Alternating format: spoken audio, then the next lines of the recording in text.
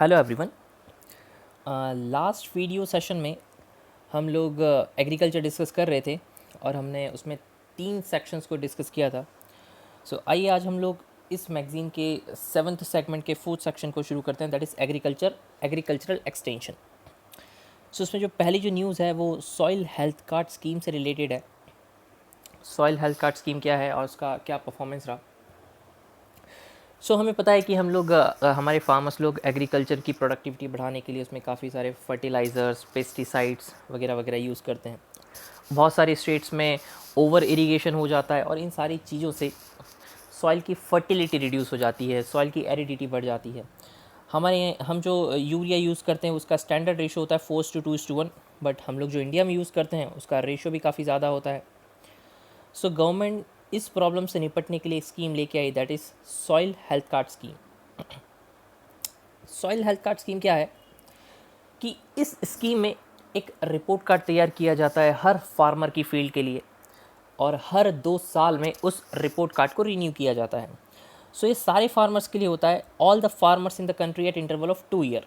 2 साल के बाद हर फार्मर को उनकी स्पेसिफिक फील्ड के लिए एक रिपोर्ट कार्ड दिया जाता है और उस रिपोर्ट कार्ड में आपको अपनी फील्ड में क्या न्यूट्रिशंस लगाने चाहिए, क्या फर्टिलाइज़र्स यूज़ करने चाहिए, कौन सी क्रॉप के लिए कौन सा फर्टिलाइज़र यूज़ करनी चाहिए और कौन से ऑर्गेनिक मैन्योर यूज़ करनी चाहिए, उसकी रिकमेंडेशंस दी जाती हैं। ये सेंट्रल गवर्नमेंट की स्कीम है जो 2016 में शुरू की गई थी। इसमें सैंपल कलेक्शन, टेस्टिंग वगैरह वगैरह ये सारा जो एक्सपेंडिचर होता है वो सेंट्रल गवर्नमेंट ले उठाती है। और सेंट्रल गवर्नमेंट में जो department of agricultural cooperation and farmer welfare है, जो कि मिनिस्ट्री ऑफ एग्रीकल्चर के अंडर आता है, वो इस स्कीम को रेगुलेट करता है। सॉइल को कलेक्ट किया जाता है और 12 पैरामीटर्स पर उसको टेस्ट किया जाता है और फिर रिकमेंडेशंस दी जाती हैं about the micro macros what the soil needed. For example कितना एनपीके चाहिए, नाइट्रोजन, फास्फोरस, पोटेशियम, कितना सल्फ़र, जिंक, आयन वगैरह वगैरह, वो फार्मर्स को रिकमेंड किया जाता है। ओके, अभी रिसेंटली इस स्कीम में कुछ नया अपडेशन भी किया है गवर्नमेंट ने। और गवर्नमेंट ने नया अपडेशन ये किया है कि जो रूरल एरियाज़ में, जो विलेज में जो यूथ हैं और वो फार्मर्स जो 40 इयर्स तक के हैं, up to 40 year of age, इनको गवर्नमेंट प्रमोट कर रही है कि आप लोग अपने गांव में ही लोकल एरियाज़ में सॉइल हेल्थ लेबोरेटरीज़ को सेटअप करें और सॉइल टेस्टिंग को शुरुआत करें। इसके अलावा कुछ मॉडल विलेजेस को सेटअप करने की बात की गई है। ये है सारा सॉइल हेल्थ कार्ड स्कीम। आपको यहाँ ध्यान रखना है कि सारे फार्मर्स के लिए है, ऐसा नहीं है कि स्मॉल और मार्जिनल फार्मर्स के लिए, सभी फार्मर्स के लिए। और हर 2 साल में ये रिपोर्ट कार्ड को अपडेट किया जाता है। गवर्नमेंट सॉइल को 12 पैरामीटर्स पर टेस्ट करती है और अलग अलग क्रॉप के हिसाब से न्यूट्रिशन को रिकमेंड करती है। परफॉर्मेंस देखें इस स्कीम का, इसका कवरेज कंटिन्यूसली बढ़ता जा रहा है। At present about 22.5 crore soil health card have been distributed. इसके अलावा यील्ड कंटिन्यूसली बढ़ती जा रही है। कॉस्ट ऑफ कल्टीवेशन कम हो रहा है क्योंकि अब फार्मर्स को पता है कि हाँ, उन्हें कितना यूरिया डालना है, कितना सल्फर डालना है, सॉइल में किस माइक्रो और मैक्रो न्यूट्रिएंट्स की कमी है, वही अगर हम सॉइल को देंगे तो उससे प्रोडक्टिविटी अल्टीमेटली बढ़ जाएगी। फर्टिलाइज़र्स में काफ़ी सेविंग्स वगैरह बढ़ गई, ये सारे इसके बेनिफिट रहे और परफॉर्मेंस रहा। Okay, now next news is all about new wheat from IARI. What is IARI? IARI stand for Indian Agricultural Research Institute. इस इंस्टीट्यूट ने क्या किया है, अभी रिसेंटली वीट की, दैट इज़ गेहूँ, वीट की एक नई वैरायटी इंट्रोड्यूस की है। हमें इस वैरायटी का नाम याद रखना है, दैट इज़ पूसा यशस्वी। पूसा यशस्वी क्या है? ये वीट की नई वैरायटी है और इसी को HT3226 नाम भी दिया गया है। ये वीट की नई वैरायटी है, इसकी प्रोडक्टिविटी ज़्यादा है और दैन बहुत सारी इसकी रेजिस्टेंस पावर ज़्यादा है, इसमें हाई प्रोटीन कंटेंट है, इसमें जिंक की मात्रा भी काफ़ी ज़्यादा है बाकी वीट की वैरायटी से। आपसे क्वेश्चन पूछा जा सकता है दैट पूसा यशस्वी क्या चीज़ है या फिर कौन सी क्रॉप की एक नई वैरायटी है। ओके, इसमें और कुछ जानने की चीज़ नहीं है। फिर ये कंजर्वेशन एग्रीकल्चर को प्रमोट करती है। कंजर्वेशन एग्रीकल्चर का क्या मतलब होता है? कंजर्वेशन एग्रीकल्चर मतलब कि सॉइल की हेल्थ को मेंटेन रखते हुए, इन्वायरमेंट को ध्यान में रखते हुए ज़्यादा से ज़्यादा प्रोडक्टिविटी इंट्रोड्यूस करना है, फिर ज़्यादा से ज़्यादा प्रोडक्शन को बढ़ाना, ठीक है, उसे सॉइल कंजर्वेशन एग्रीकल्चर कहते हैं। सो इस न्यूज़ में कुछ खास जानने की चीज़ नहीं है, एक फैक्चुअल जानकारी आपको पता होना चाहिए दैट पूसा यशस्वी और HD3226 एक वीट की नई वेराइटी है। जाहिर सी बात है इसकी ईल्ड ज़्यादा है, इसमें प्रोटीन कंटेंट ज़्यादा है, इसमें जिंक ज़्यादा है बाकी वैरायटी से। फिर यहाँ पे कुछ और वैरायटीज़ के नाम दिए गए हैं अलग अलग क्रॉप्स के। पूसा बासमती तो नाम से ही हमको पता चलता है दैट ये राइस से रिलेटेड है। फिर यहाँ जो दो इंटरेस्टिंग नाम दिए हैं ये हमें पता होना चाहिए that Pusa Aditi, it is a variety of grape, and Pusa Sona, it is variety of onion. तो ये कुछ पूछे जा सकते हैं कि ये कौन सी वैरायटी है, किस क्रॉप की वैरायटी है। चलिए अगली न्यूज़ पे चलते हैं, लैंड रिफॉर्म। सो न्यूज़ में क्या है, न्यूज़ में लैंड एक्विजिशन से रिलेटेड एक लॉ है, वो काफ़ी न्यूज़ में रहा। वो लॉ है right to fair compensation and transparency and land acquisition rehabilitation and resettlement act 2013। So पहले हम जानते हैं ये एक्ट है क्या, और फिर हम जानेंगे कि ये एक्ट न्यूज़ में रहा क्यों, और एक इसका स्पेसिफिक सेक्शन है उसके कारण ये एक्ट न्यूज़ में रहा। तो पहले हम जानते हैं कि ये एक्ट है क्या और इसमें क्या प्रोविजंस हैं। सो लैंड एक्विजन से रिलेटेड ये लॉ है, और ये ब्रिटिश इरा का लॉ है जो कि 1894 में इंट्रोड्यूस किया गया था ब्रिटिशर्स के द्वारा। और ये लैंड एक्विजिशन के लिए लॉ है। जो डेवलपमेंटल एजेंसीज़ हैं या जो गवर्नमेंट है वो लैंड को एक्वायर करती हैं और उस पर फिर कुछ डेवलपमेंटल प्रोजेक्ट्स लगाए जा सकते हैं। सो ये लॉ क्या कहता है, ये लॉ कहता है कि compensation has to be paid up to 4 times the market value in rural area and 2 times market value in urban area. कि अगर आपकी लैंड को एक्वायर किया जा रहा है तो आपको मार्केट वैल्यू से डबल प्राइस पे की जाएगी अगर वो लैंड अर्बन एरिया में है, और अगर वो लैंड रूरल एरिया में है तो आपको 4 गुना उसका दाम दिया जाएगा। देन दूसरी इंटरेस्टिंग चीज़ में ये है कि सपोज़ गवर्नमेंट ने आपकी लैंड को परचेज़ किया आपसे, और आपको जो भी बेनिफिट हुआ, सपोज़ आपको 40 लाख रुपीज़ पे कर दिया गवर्नमेंट ने, फिर गवर्नमेंट ने उस लैंड को किसी थर्ड पार्टी, किसी डेवलपमेंटल कंपनी को या फिर किसी भी प्रोजेक्ट्स के लिए किसी थर्ड पार्टी को सेल किया, और गवर्नमेंट ने उस ट्रांजैक्शन में 10 लाख रुपीज़ अर्न किए। सो उस 10 लाख रुपीज़ का 40% प्रॉफिट आपके साथ शेयर किया जाएगा। सो ये एक्ट लैंड एक्विजिशन को रेगुलेट करता है, आपको फेयर कंपनसेशन प्रोवाइड करवाता है। इसके अलावा अगर थर्ड पार्टी को सेल किया जा रहा है तो आपको अप्रिशिएटेड लैंड वैल्यू प्रोवाइड करवाता है। देन ये जो एग्रीकल्चरल लैंड है उनका मन मर्जी तरीके से, आर्बिट्ररी तरीके से एक्विजिशन ना हो, उसके लिए उन पे कुछ रेगुलेशंस और कुछ कैप्स भी लगाता है। इसके अलावा कुछ चीज़ें एक्सेम्पशंस भी की गई हैं, जैसे कि मान लीजिए कोई स्पेशल इकोनॉमिक जोन है, सेज है, तो वहाँ पे आप कोई लैंड एक्वायर नहीं कर सकते हैं। Then retrospective operation, retrospective operation means कि वो लैंड जो पहले एक्वायर की गई है लेकिन उसका कंपेंसेशन आपको पे नहीं किया गया है, इस एक्ट के इम्प्लीमेंट होने के पहले का कोई केसेस है उसको भी ये कवर करता है। तो सिंपल सी बात ये है कि एक ब्रिटिश इरा का लॉ था जो कि गवर्नमेंट को या फिर किसी भी एजेंसी को लैंड एक्विजिशन करने में हेल्प करता था। सो ये लॉ पूरे लैंड एक्विजिशन प्रोसेस को रेगुलेट करता है, लैंड ऑनर को फेयर कंपेंसेशन प्रोवाइड करता है और काफ़ी सारे लिमिटेशंस इम्पोज करता है। सो ये लैंड एक्विजिशन लॉ इस बार न्यूज़ में रहा because of a specific section, that is section 24 sub section 2।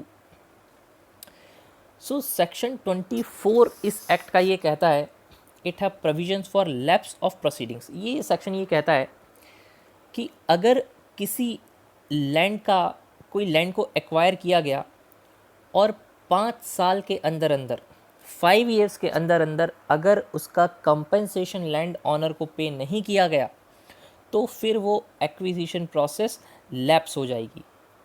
कि सपोज़ गवर्नमेंट आपसे कुछ लैंड एक्वायर करती है, गवर्नमेंट या कोई और प्राइवेट एजेंसी आपसे लैंड एक्वायर करती है, सो आपको फेयर कंपनसेशन वगैरह देगा, वो ठीक है कि रूरल एरिया है तो 4 टाइम पैसा मिलेगा, अर्बन एरिया है तो 2 टाइम पैसा देगा। लेकिन अगर 5 years तक कोई भी कंपनसेशन आपको नहीं पे किया जाता है तो फिर ये एक्विजिशन प्रोसेस लैप्स हो जाएगी।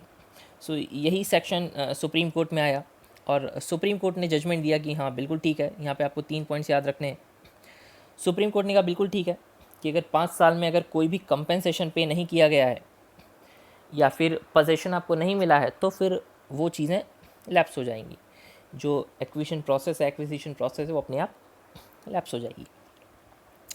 दूसरी चीज़ में ये कहा सुप्रीम कोर्ट ने कि अगर कोई भी डेवलपमेंटल कंपनी है जिसने लैंड एक्वायर की है, उसने वो पैसा अगर गवर्नमेंट ट्रेजरी में डिपॉजिट कर दिया गया है तो फिर ये प्रोसेस लैप्स नहीं होगी। और तीसरी चीज़ ये कहा है कि जो लैंड ऑनर वो कंपेंसेशन लेने से रिफ्यूज़ करते हैं, आप उनको प्रेशराइज नहीं कर सकते लैंड एक्विजिशन के लिए। ठीक है, सो आपको यहाँ पे ध्यान रखना है कि इस लैंड एक्विजिशन लॉ की क्या कुछ खास बातें हैं। ये 1894 का एक्ट है और इसमें क्या कुछ अमेंडमेंट किए गए हैं, और इसके अलावा इसका सेक्शन 24 ध्यान में रखना है। हालांकि इस एक्ट में कुछ 2-3 चीज़ें और कही गई हैं। For example return of unutilised land, हाँ ये बहुत इंपॉर्टेंट चीज़ है कि अगर आपकी लैंड को एक्वायर किया गया, सपोज़ गवर्नमेंट ने या फिर किसी प्राइवेट कंपनी ने आपकी लैंड को एक्वायर किया, लेकिन वो अनयूटिलाइज रही कुछ सालों तक, उसका कुछ बेनिफिट नहीं रहा, तो फिर वो लैंड उस लैंड ऑनर को वापस से रिटर्न कर दी जाएगी और फिर जो भी कंपनसेशंस होंगे वो टाइम टू टाइम डिसाइड किए जाएंगे।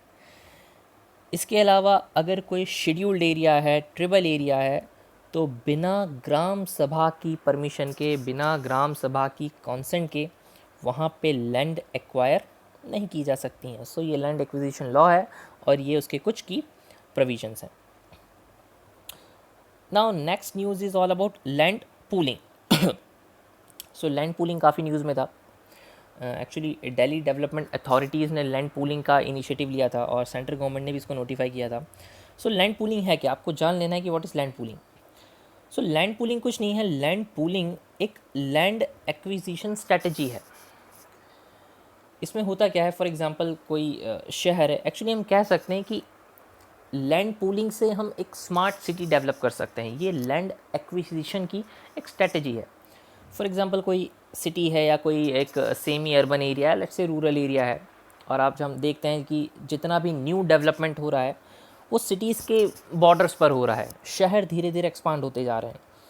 सो कोई शहर है और उसकी बाउंड्री के आसपास कुछ ज़मीन है और काफ़ी सारे प्राइवेट ऑनर्स उनकी ज़मीन है। सो लैंड पूलिंग में क्या होता है कि जो छोटे छोटे ज़मीन के टुकड़े होते हैं, इनका एक बंडल बनाकर किसी डेवलपमेंटल एजेंसी को दे दिया जाता है। फिर ये डेवलपमेंटल एजेंसी उस एरिया को डेवलप करती है, वहाँ पे road, sewage system, housing, wifi connectivity और सारी चीज़ें, रोड, रेलवे, मेट्रो, इन सब चीज़ों को डेवलप करती है। इन सारी चीज़ों को डेवलप करती है और उस डेवलपमेंट के बाद वो लैंड वापस से लैंड ऑनर को रिटर्न कर दी जाती है। सो ये लैंड एक्विजिशन की स्ट्रेटजी है जिससे हम लोग एक स्मार्ट और प्लान्ड वे में एक सिटी का डेवलपमेंट कर सकते हैं। सो ये गुजरात और आंध्र प्रदेश, इन दो स्टेट्स ने भी इस टाइप की कुछ इनिशिएटिव्स लिए हैं। सो ये है land pooling. Now next news is about land leasing. What is land leasing? हमने पिछले वीडियो लेसन में डिस्कस किया था कॉन्ट्रैक्ट फार्मिंग। ये है लैंड लीजिंग। एक्चुअली होता क्या है, कॉन्ट्रैक्ट फार्मिंग में क्या था, एक प्रोड्यूसर था और एक परचेसर था। ओके, सो प्रोड्यूसर और परचेसर के बीच में कॉन्ट्रैक्ट था कि जो भी मैं प्रोड्यूस करूँगा वो आप प्री डिटरमाइंड प्राइस पर मुझसे परचेस कर लेंगे। लैंड लीजिंग क्या है, इसमें कंफ्यूज होने की ज़रूरत नहीं है। लैंड लीजिंग लैंड ऑनर और कल्टीवेटर के बीच में एक कॉन्ट्रैक्ट होता है। हम हिस्ट्री में पढ़ते हैं ज़मींदारी सिस्टम के बारे में। सो उसी टाइप से कुछ है ये कि सपोज़ मैं एक लैंड ऑनर हूँ, मेरी कुछ एग्रीकल्चर फील्ड है, लेकिन मैं वहाँ पे खुद कल्टीवेशन नहीं करता हूँ, खुद उस पर कोई इकोनॉमिक एक्टिविटी अप्लाई नहीं करता हूँ, और मैंने वो ज़मीन किसी और फार्मर को दे दी है। सो वो फार्मर उस लैंड पर कल्टीवेशन करेगा, जिसे हम कहते हैं लैंड को लीज़ पर देना। वो किराए पर मुझसे एग्रीकल्चर लैंड लेगा और वहाँ पे कल्टीवेशन करेगा, और फिर जो भी शेयर होगा हमारा वो हम कंट्रीब्यूट कर लेंगे। ओके, ये होती है लैंड लीजिंग।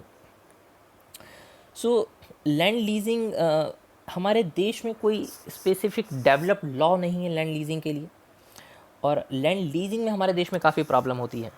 जो लैंड ऑनर हैं वो लंबे समय तक किसी टीनेट्स को, किसी कल्टीवेटर को अपनी लैंड लीज पर नहीं देते हैं।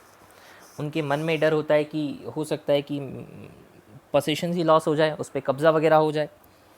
दूसरी चीज़ ये है कि जो टीनेट्स हैं जो उस लैंड को कल्टीवेट कर रहे हैं, उनको बहुत सारी गवर्नमेंट की स्कीम का फ़ायदा नहीं मिल पाता, और उनका कुछ एक फ़िक्स टेन्योर भी नहीं होता है कि हाँ ये लैंड मुझे 10 साल के लिए मिली है या 5 साल के लिए मिली है, तो फिर वो भी उसमें कुछ नया फील्ड में कुछ नया इन्वेस्टमेंट नहीं करते हैं। सो ये लैंड लीजिंग की प्रॉब्लम है।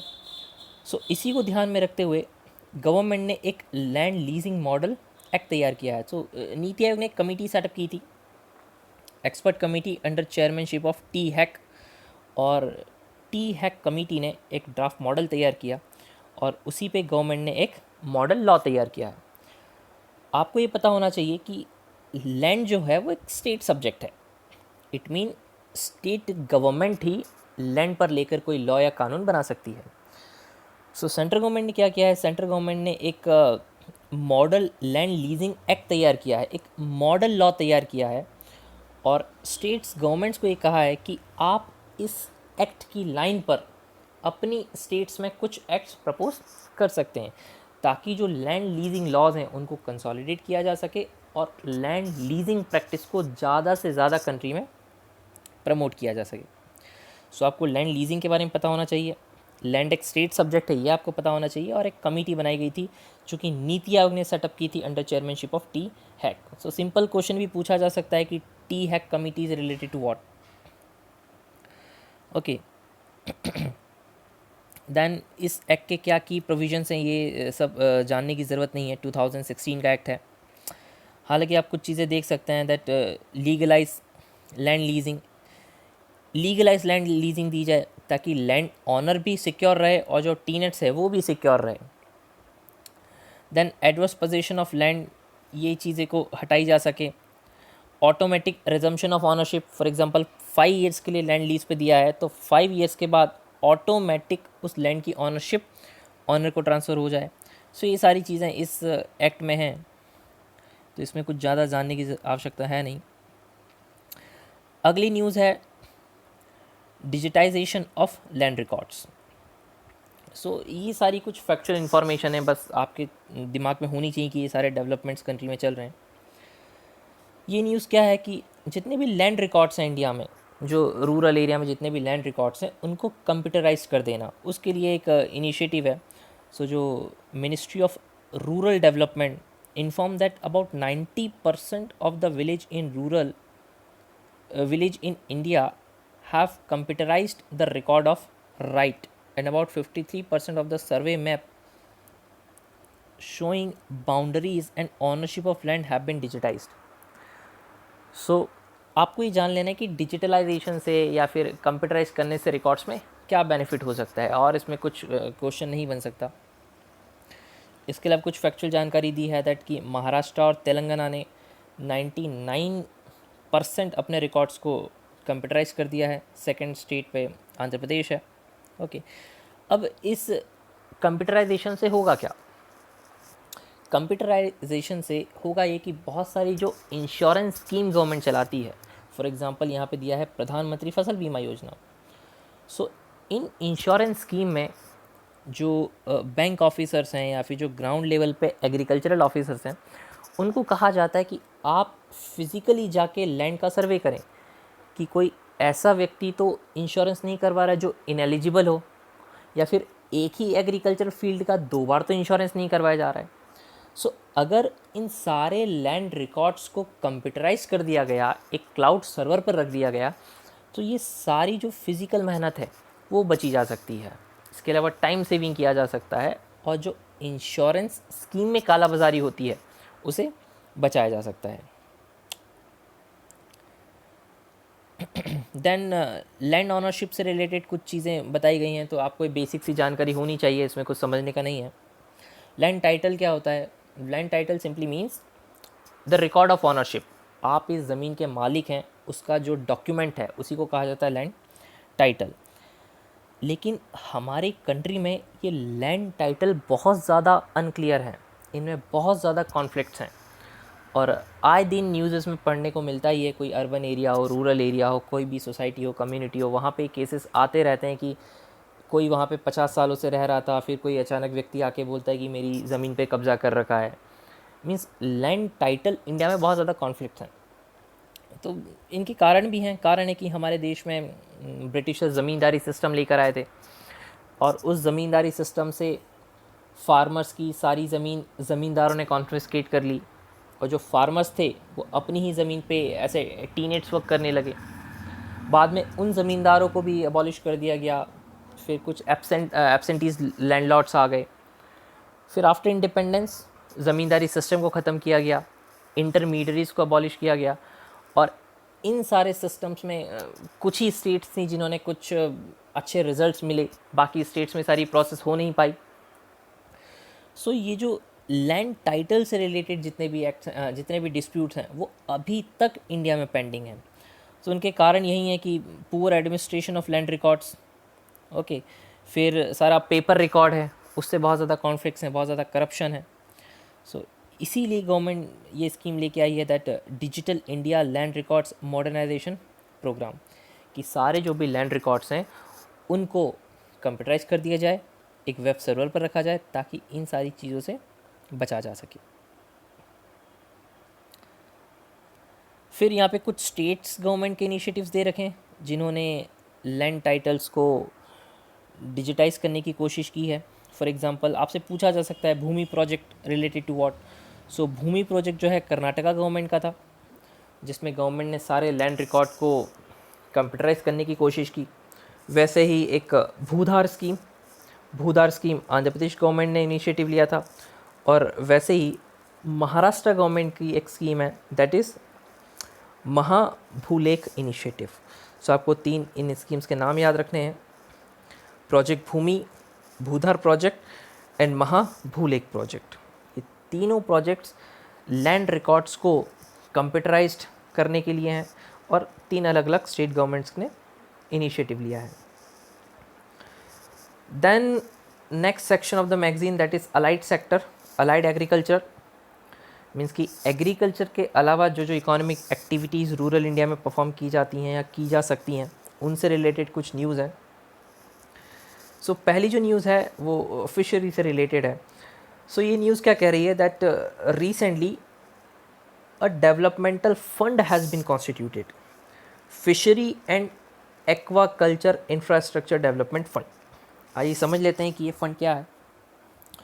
सो 3 इंस्टीट्यूशंस ने एक मेमोरेंडम साइन किया है, that is government of India, NABARD, government of India, NABARD and government of Tamil Nadu. In 3 institutions ने एक मेमोरेंडम साइन किया है और एक फ़ंड डेवलप किया है, that is fishery and aquaculture infrastructure development fund, कि फिशरी इंफ्रास्ट्रक्चर के लिए जो भी फ़ंड की आवश्यकता होगी वो यहाँ से प्रोवाइड किया जाएगा। अब कोई सी भी फिशरी हो, चाहे वो मराइन फिशरी हो, चाहे वो इनलैंड फिशरी हो, दोनों के लिए इसमें फ़ंड प्रोवाइड किया जाएगा। टारगेट ये सेटअप किया गया है इसमें कि 2020 तक 15 मिलियन टन फिश का प्रोडक्शन किया जाए। अब इसमें होगा क्या कि कंसेशनल रेट पर फाइनेंस प्रोवाइड किया जाएगा, इंटरेस्ट सबवेंशन स्कीम प्रोवाइड की जाएगी। ओके, सो नाबार्ड, शेड्यूल बैंक्स और कोऑपरेटिव डेवलपमेंट कॉरपोरेशन जो हैं वो इसमें नोडल लोनिंग एजेंसीज़ हैं कि आप यहाँ से जाके लोन ले सकते हैं। इसके अलावा गवर्नमेंट जो है इसमें 3% इंटरेस्ट सबवेंशन पर एनम भी प्रोवाइड करेगा, जो कि 5% से ज़्यादा अगर इंटरेस्ट रेट दिया गया है तो। इंटरेस्ट सबवेंशन स्कीम क्या होता है, simply means loan subsidy. Suppose कोई आपने शेड्यूल बैंक से लोन लिया और उसने आपको 7% पर एनम पर लोन प्रोवाइड किया है, तो गवर्नमेंट उस पर 3% पर एनम इंटरेस्ट सबवेंशन देगा। मीन्स कि जो 7% पर एनम का लोन है वो आपको 4% पर एनम पर मिल जाएगा। तो इंटरेस्ट सबवेंशन मतलब कि सब्सिडी ऑन द लोन। आपको इसमें क्या जानना है कि ये जो फिशरी फंड है वो किन 3 इंस्टीट्यूशंस के बीच में मेमोरेंडम साइन किया गया है, उसका ऑब्जेक्टिव क्या है और उसके अंदर होगा क्या। तो कंसेशनल रेट्स पर फाइनेंस प्रोवाइड किया जाएगा। नाबार्ड, सारी शेड्यूल बैंक्स और नेशनल कोऑपरेटिव डेवलपमेंट कॉरपोरेशन जो हैं इसमें नोडल लोनिंग एंटिटीज़ का काम करेंगी। फिर फिशरी सेक्टर के लिए कुछ इन्फॉर्मेशन दे रखी है, ये कुछ फैक्चुअल चीज़ें हैं, आपको एक बार देख लेनी चाहिए।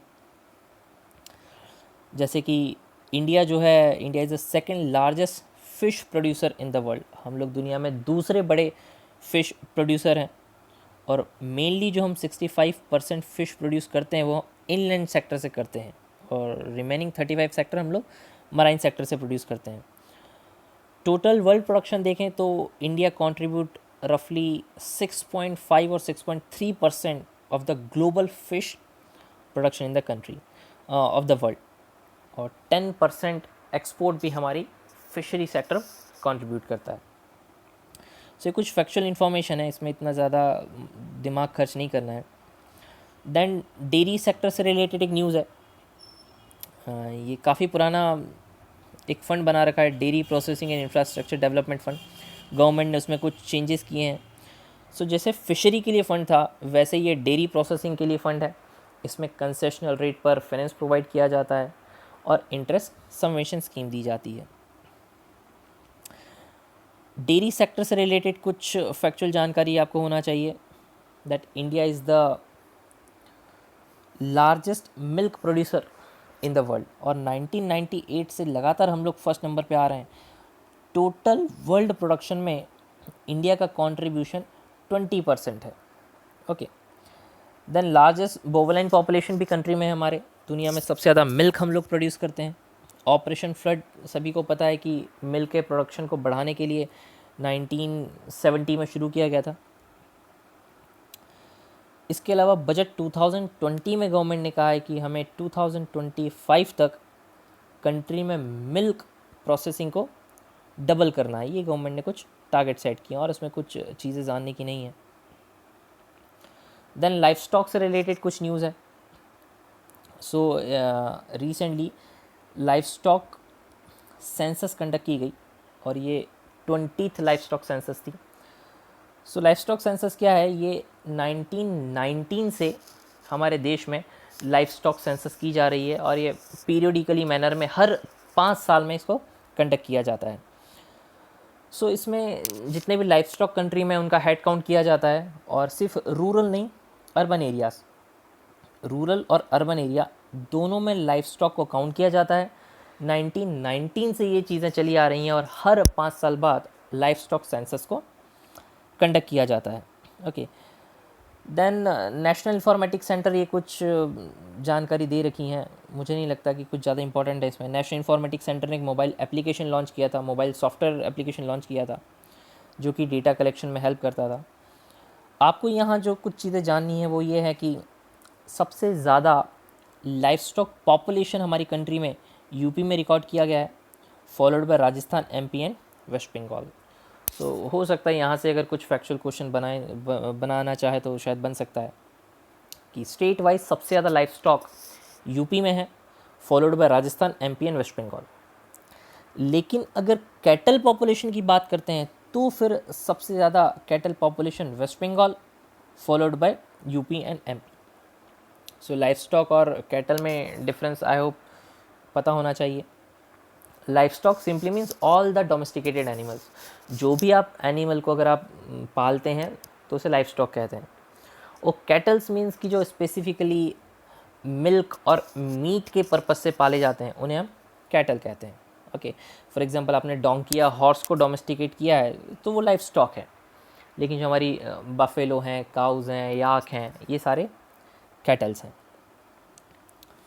फिर ट्रेंड इन सेंसस, ये सारी चीज़ें नहीं जानना है, फैक्चुअल डेटा में नहीं जाना है। Now the next is bee keeping. Bee keeping से रिलेटेड न्यूज़ है that Vivek Debroy committee set up किया गया था बी कीपिंग के लिए, कि बी कीपिंग को कैसे और डेवलप किया जा सके। और इस कमेटी ने ये कहा था कि हमें जो बी कीपर्स होते हैं उन्हें लैंडलेस फार्मर्स का दर्जा देना चाहिए। खैर ये चीज़ें नहीं जाननी है, कुछ और एडिशनल और इंटरेस्टिंग इन्फॉर्मेशन यहाँ दे रखी है। So there are 4 major bee species in India. हमारे देश में बी की 4 स्पीशी पाई जाती हैं, 2 जो डोमेस्टिकेटेड स्पीशी हैं और 2 वाइल्ड स्पीशी हैं। सो डोमेस्टिकेटेड स्पीशी 2 हैं, that is Asian honey and European honey bee. Asian honey bee और European honey bee. Asian honey bee को इंडियन हनी बी भी कहा जाता है और दूसरी है यूरोपियन हनी बी। इसके अलावा 2 वाइल्ड स्पीशी भी पाई जाती हैं इंडिया में, that is rock honey bee and dwarf honey bee. Okay, then bee हमको क्या देती हैं? सो वी ऑल नो, हमें वैक्स मिलता है, हमें हनी मिलता है, ओके, हमें प्रोपोलिस मिलते हैं, हमें जेली मिलती है, वेनम मिलता है। और आई थॉट ये जो बी वेनम होता है और जो प्रोपोलिस होता है, इनके काफ़ी सारे मेडिसिनल यूजेस भी हैं, तो शायद इनको हमारी फार्मास्यूटिकल इंडस्ट्रीज़ में भी यूज़ किया जाता है। Then China rank first in the honey production, और ये सारी चीज़ें हमें जानने की ज़रूरत नहीं है। Then next news is about edible oil deficiency. So recently हमारी मिनिस्ट्री ऑफ कॉमर्स ने एग्रीकल्चर मिनिस्ट्री को ये कहा कि हमें हमारी कंट्री में एडिबल ऑयल या फिर ऑयल सीड प्रोडक्शन को बढ़ाना चाहिए, ताकि हम एडिबल ऑयल सेल्फ सफिशिएंसी को अचीव कर सकें। सो एडिबल ऑयल से रिलेटेड क्या न्यूज़ है, दैट हम लोग हमारी कंट्री का 65 to 70% एडिबल ऑयल इंपोर्ट करते हैं, और मेजर जो 2 कंट्रीज़ हैं जो हमें इंपोर्ट करती हैं वो है इंडोनेशिया एंड मलेशिया, और इसमें भी हम लोग मलेशिया को ज़्यादा प्रेफरेंस देते हैं। सो गवर्नमेंट का प्लान है कि 2030 तक हमें एडिबल ऑयल सीड प्रोडक्शन में सेल्फ सफिशिएंसी अचीव करनी है।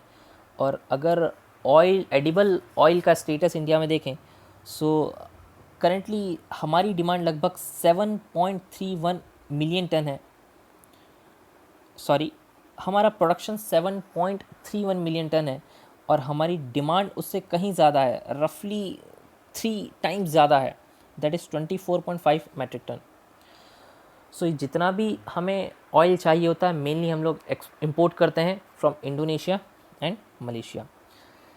इंडिया जो है is the 3rd largest consumer of edible oil. हम लोग दुनिया में तीसरे सबसे बड़े एडिबल ऑयल के कंज्यूमर हैं। लेकिन यहाँ एक इंटरेस्टिंग चीज़ ये है that India is the 4th largest oil seed producer in the world after US, China and Brazil.